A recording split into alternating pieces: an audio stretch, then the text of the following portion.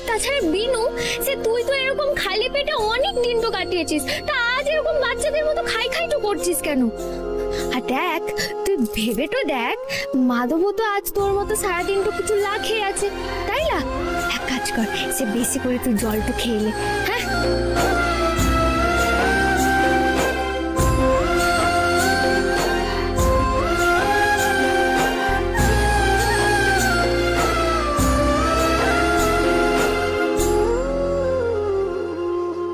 अरे वाह, इतना सब कुछ खाना लगा दिया।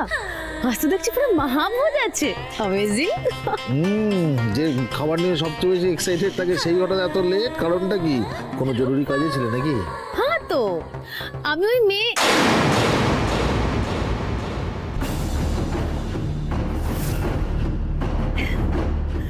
मैंने ऑनलाइन एक साड़ी खरीदी थी।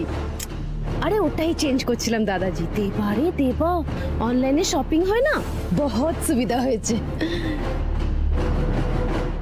दीदी जी काम हो गया। ক্রিশ কোথায় গো? ক্রিশ এলো না? হয়তো ক্রিশ এসে গেছে। ক্রিশ, আয় বসে পড়, আমরা জাস্ট শুরু করলাম। না না, তোমরা খাও, আমি খেয়ে এসেছি। তুই খেয়ে এসেছিস? মানে বাইরে খেয়ে এসেছিস? না না, ঠিক বাইরে না, আসলে রুকুনি খুব শরীর খারাপ, আমি ওকে দেখতে গেছিলাম, তো আমি ওখানেই লাঞ্চটা করে এসেছি। ক্রিশ নামটা সার্থক নাম, দিকে দিকে গোপিনী। হ্যাঁ, খুব ভালো করেছো বেটা, রুক্মিণীর খেয়াল রাখা তোমার কর্তব্য। তাই আমি গেছিলাম মা, আর মাঝে মাঝেই আমাকে এখন ওর বাড়িতে একটু দেখা করে আসতে হবে। নিশ্চয়ই যাবে, কত ভালোবাসে বলো তো তোমাকে, তুমি না গেলে যে কষ্ট পাবে মেয়েটা। আচ্ছা এই ঠাম্মি দেখতে পাচ্ছেন? ঠাম্মি আসেনি? আসলে মায়ের আজকে শরীরটা ভালো নেই রে। ঠাম্মির শরীর খারাপ? দাঁড়া আমি দেখছি।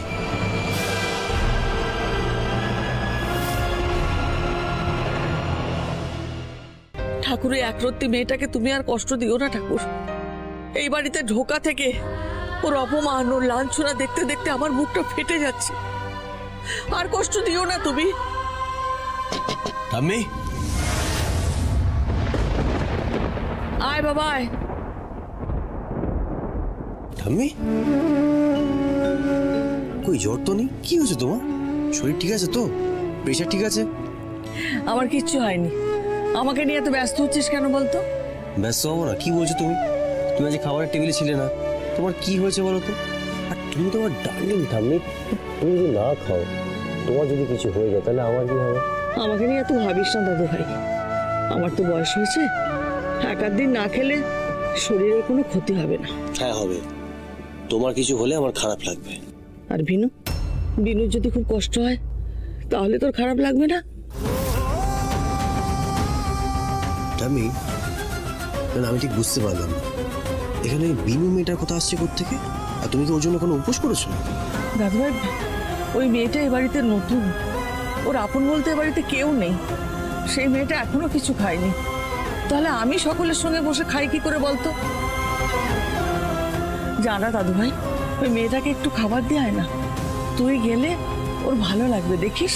ঠাম্মি, আমি ওকে কোনো রকম খাবার দিতে যেতে পারবো না, এই বাড়িতে অনেক লোক আছে, তুমি তাদেরকে বলো, ওকে? আর আমি তোকে খেতে মানা করিনি, আর আমি আশা করি মাও করেনি, তাহলে খাচ্ছে না কেন আমি ঠিক বুঝতে পারছি। কি করে খাবে বলতো দা ভাই? ও এ বাড়িতে আসার পর থেকে ওর সাথে যা যা ঘটছে, তারপর একটা মেয়ে কি করে খায় বলতে পারবি? ওকে কেউ ডেকেছে একবারও খাওয়ার জন্য? কেউ বলেছে খাবার কথা? আমি বুঝতে পারছি তোমরা আমাকে কেন বলছো এইসব কথা, না আমি কি করব? দাদু ভাই, এই বাড়িতে ওর যদি কেউ আপন থাকে সেটা তুই, তোদের বিয়ে। আমি এটাকে বিয়ে বলে মানি না, আর আমার মনে হয় বিনু এটাকে বিয়ে বলে মানে না, তাই আমি ওর আপন নই, তাই ওর প্রতি আমার কোনো দায়িত্ব নেই, আর যেটা আমি মন থেকে মানি না সেটার দায়িত্ব নেবো কেন? ঠিক আছে, বাট মানবিকতা বলে তো একটা কথা আছে দা ভাই। তোকে আমি স্টোর রুম নিয়ে বলেছিলি? না, আমার বলা হয়নি, রুক্মিণী খুব শরীর খারাপ ছিল, আমি ওকে দেখতে চলে গেছিলাম। ভাই আমি সব বুঝছি, সবটা বুঝতে পারছি, তোদের অনিচ্ছেতেই বিয়েটা হয়েছে, কিন্তু ওই মেয়েটার তো কোনো দোষ নেই, কেন ও এ বাড়িতে এসে কষ্ট পাবে? ঠিক আছে আমি মানছি সব দোষ আমার, কিন্তু তা হলেও আমি ওর জন্য কিছু করতে পারবো না, যার করার সে করবে। আর একটা কথা, আমি এমন কিছু করতে চাই না যেটা এই বিয়েটাকে কেন্দ্র করে বিনুর মনে বা আমাদের পরিবারের কারণ মনে কোনো আশা জন্মায়। আর আমি এই বিয়েটা মানি না, সেটা হচ্ছে একমাত্র সত্যি।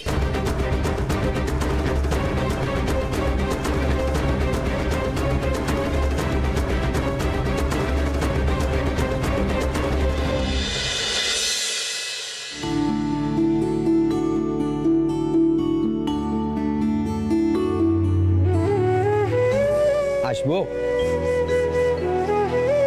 মা, ছোট ভাই, এসো কেন, এসো। এনো, এটা তোমার জন্য ঠাম্মি পাঠিয়েছে, তোমাকে দিয়ে দিতে বললো। সে কি, আমি তো বাইরের খাবার তো খাই লাই গো। আমি জানি, ঠাম্মি বলে দিয়েছে যে তুমি আমিষ খাও না, তাই তোমার জন্য এইটুকুই মিষ্টি আনিস। নাও, তুমি নিলে আমাদের ভালো লাগবে। আচ্ছা বেশ। ও এ বাড়িতে আসার পর থেকে ওর সাথে যা যা ঘটছে, তারপর একটা মেয়ে কি করে খায় বলতে পারবে? ওকে কি ও ডেকেছে একবারও খাওয়ার জন্য?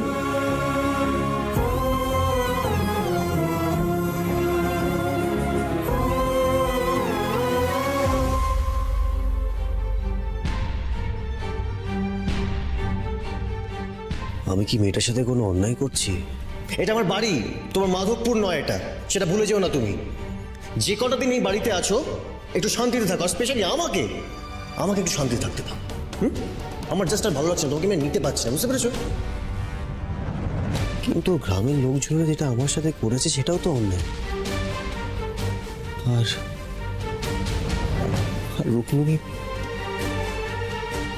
রুক্মিণী তো আমার প্রতি একটা এক্সপেকটেশন ছিল, একটা ভরসা ছিল। আমি ওর ওই বিশ্বাসের জায়গাটা নষ্ট করে দিলাম। কিন্তু মেয়েটাকে বা ফিউচার কি, কোথায় যাবে, কি করবে? আশ্চর্য, আমি কেন বদল হচ্ছি মেয়েটার জন্য? ও যা পারে করুক, যেখানে পারে, যা পারে করুক, যেখানে খুশি। আমার প্রতি ভাবার কথা না, যা পারে ও তাই করুক। আমি কি তোমার বন্ধু হতে পারি? তুমি? কেন হতে পারি না? হ্যাঁ। তাহলে হাত মেলাও। দাঁড়ো কেন,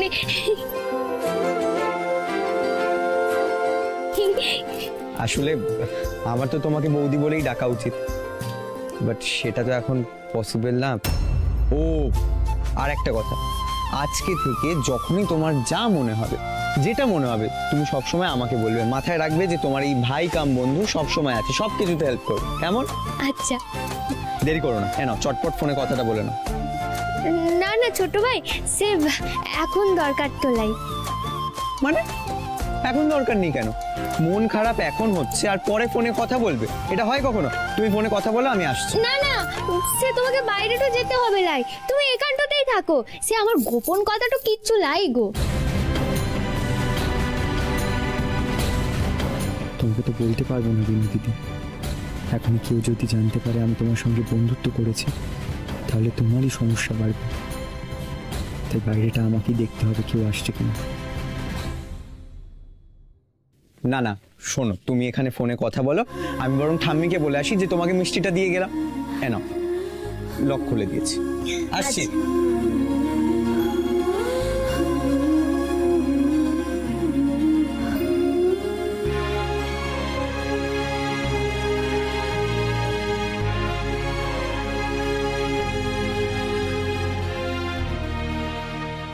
হ্যালো মেসো, সেফ, আমি বিনু বলছি গো। বিনু, আমার বিনু মা ফোন করেছে। দেখেছো গোসাই, মেয়েটার নাম নিতে না নিতেই ফোন করেছে। ও মা, তুই 1000 বছর বাঁচবি মা, তোর কথাই বলছিলেন। বিনু ফোন করেছে অমল মেশো, ফোনটা স্পিকারে দাও, আমরাও একটু ওর গলা শুনি। দাঁড়াও দাঁড়াও। ও মা, আমি এখন তো গোসাই খুড়োর দোকানে আছি। এখানে গোসাই খুড়ো আছে, সুভা আছে, দেবেশ আছে, সবাই না তোর গলা শুনতে চায় মা। ও মেসো, বলছি যে সুভা, দেবেশ দাদা, গোসাই কাকা, তোমরা সবাই ভালো তো আছো তো? মানে তোমাদের সবার শরীর তোর গতি একেবারে ঠিক তো আছে তো? দেখেছো দেখেছো, মেয়ের আমার সব দিকে নজর। মা বিনু, তুই কেমন আছিস মা? আমিও খুব ভালোটা আছি গো। আমি এখানে খুব ভালোটা আছি। জয় রাধা মাধব, জয় রাধা মাধব। মা বিনু, ওখানে কোনো ঝামেলা হয়নি তো? তোকে সবাই মেনে নিয়েছে তো মা?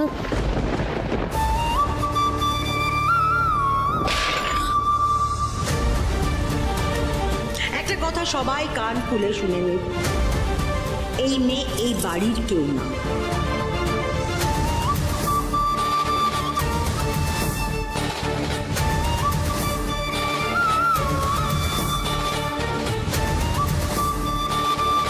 কিরে বিনু, কথা বলছিস না কেন? তুই ঠিক আছিস তো ওখানে? বিনু, কথা বলছিস না কেন? বিনু জামাই বাবু বিনু, চুপ করে আছিস কেন? আচরণ করছে তো তোর সাথে? ঠিক আছিস তো? করে আছিস কেন? একটু বল। বিনু, কথা বল বিনু। আমাদের চিন্তা হচ্ছে তো মা। চিন্তা বড় চিন্তা। বিনু, এসে কথা বল। মাসি মেশোর খুব চিন্তা হচ্ছে, তুই কথা বল। হ্যাঁ গো হ্যাঁ, সে এখানে আমি বড্ড ভালোটা আছি। এবারে সবাই না সে বড্ড ভালো, সবাই আমাকে বড্ড আপনটো করে নিয়েছে গো। আমাকে সবাই অনেক অনেক যত্ন আদর করে।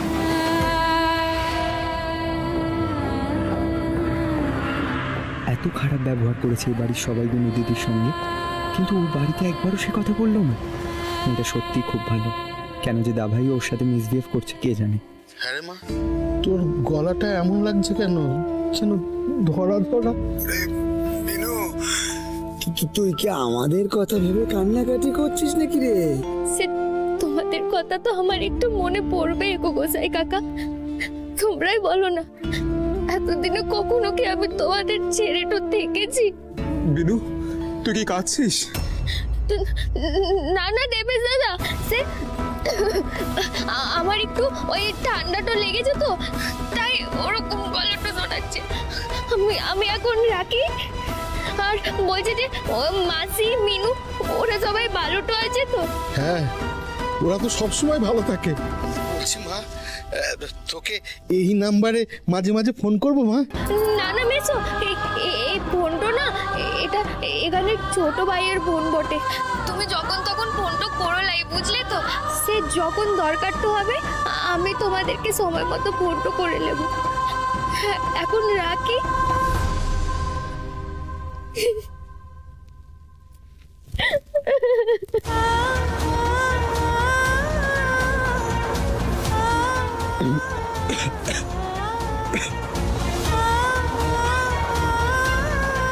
ছোট ভাই, এলাম। তোমায় অনেক অনেক ধন্যবাদ বটে। আসলে অনেকদিন পর বাড়ির মানুষের সঙ্গে কথাটা বলেছি তো, তাই একটু। ঠিক আছে, দেখো এখন তো এটাও তোমার বাড়ি, আর এখানে কোনো দরকার পড়লে তোমার এই ছোট ভাই তো সব সময় আছে। তাহলে কোনো হেল্প লাগলে তুমি কিন্তু মনে করে আমাকে বলবে, কেমন? আসলাম। আচ্ছা। একটা বিয়ের জন্য আমার ক্যারিয়ার, আমার স্বপ্ন সবকিছু নষ্ট হয়ে গেল, সবকিছু নষ্ট হয়ে গেল।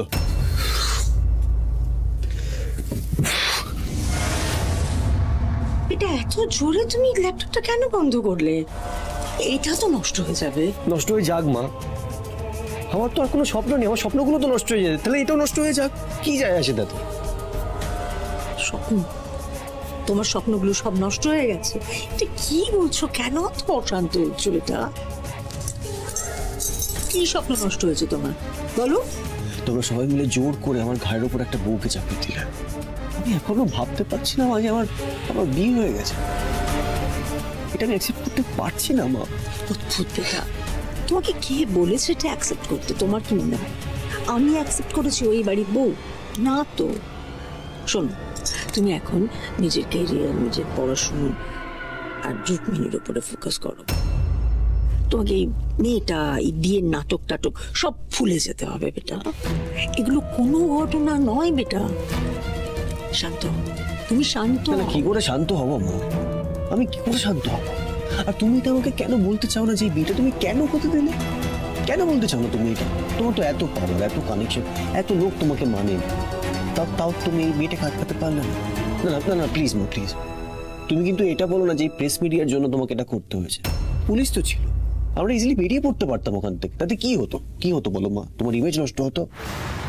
এটা তুমি কি বললে ক্রিস? এটা তুমি কি করে বললে? তোমার লাইফের থেকে আমার ইমেজ বড়, এটা বলতে পারলে তুমি? আমি আমার ইমেজের পরোয়া করি না, কিন্তু কিন্তু কি মা, কিন্তু কি? তুমি আমাকে বলো, আমি একটা মেয়ের সঙ্গে এই পুঁথির মালাটা যে পড়েছি বলে তার সঙ্গে আমার বিয়ে হয়ে গেল।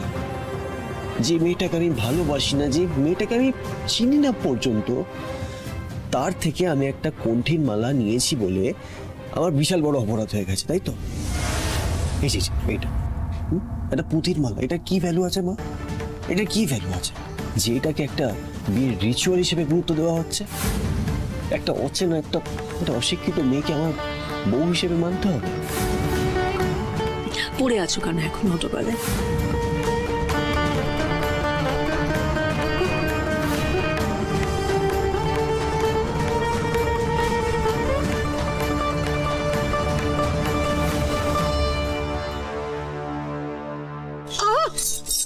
মা, মা কি হলো?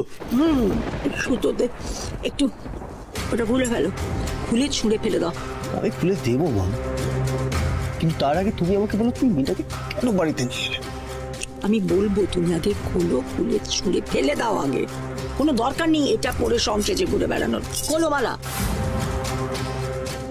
দেখুন, এবাড়ির বড় ছেলের বৌভাত বলে কথা, কোনো কিছু যেন কোনো খামতি না থাকে, আয়োজনে যেন কোনো ত্রুটি না থাকে, ঠিক আছে? রাখছি। এই কি বৌভাতের কথা কি বলছো? মানে দিদিভাই তো এই বিয়েটা মানেই নি, কোনো নিয়মও করলো না, তুমি আবার বৌভাতের আয়োজন করছো কেন? মোহিনীমা বাড়িতে ঘটা করে বউ নিয়ে এসছে, বুঝলে? ছেলের বউ বলে কথা, এবং সেটা সবাই জানাজানিও হয়ে গেছে। তো এখন যদি ভালো করে বৌভাত না হয় তাই তো মোহিনীমার নাক কাটা যাবে। আমি সত্যি তোমাকে বুঝতে পারি না গো। মানে তোমার কোনটা আসল রূপ কোনটা নকল রূপ আমি বুঝতে পারি না। মাঝে মাঝেই তুমি দিদিভাই আর কৃষকে সহ্যই করতে পারো না, আবার এখন হঠাৎ করে বৌভাত করে দিদিভাইয়ের ইমেজ রক্ষা করছো। দেখো, তুমি তো স্কুল টিচার, হ্যাঁ, তোমার প্রফেশনাল জগৎ আছে, সেখানে তোমার যারা কলিগ আছেন তাদের সকলের সঙ্গে সবসময় কি তুমি সমান ব্যবহার করো? নিশ্চয়ই না, তাই না? আরে বাবা, একদম বাড়ির সাথে বাইরেটাকে গুলিয়ে ফেলছো কেন? লিপি পলিটিক্স সব জায়গায় আছে, এটা তোমায় বুঝতে হবে। না গো, তোমার বাড়ির পলিটিক্স আমি বুঝতে পারবো না, বুঝতে চাইও না, কারণ তোমার বাড়ির পলিটিক্স বুঝতে গেলে আমাকে ক্রমশ নিচে নামতে হবে, আর সেটা আমি পারবো না। তুমি এটা আগে খুলে ছুঁড়ে ফেলে দাও।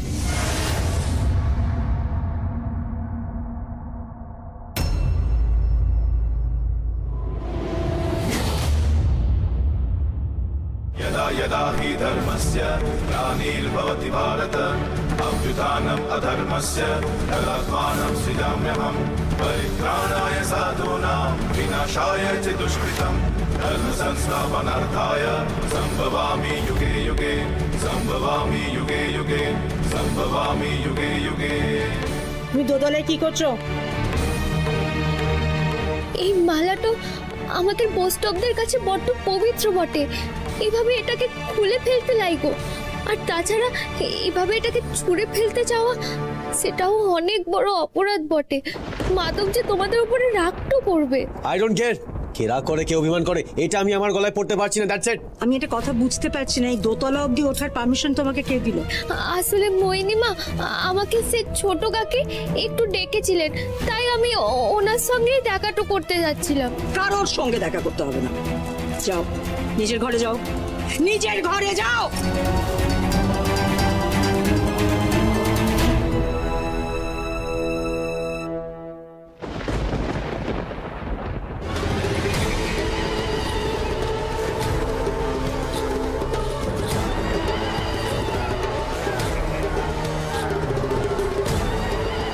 সাত দিনের মধ্যে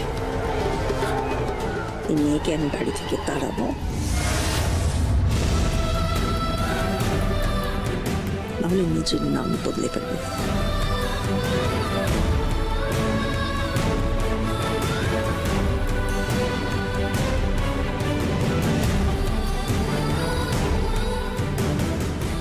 আমি তো তোমাকে আগে বললাম না যে ওই বিয়েটা যদি মেনে না নিতাম আমরা গ্রাম ছেড়ে বেরোতেই পারতাম না।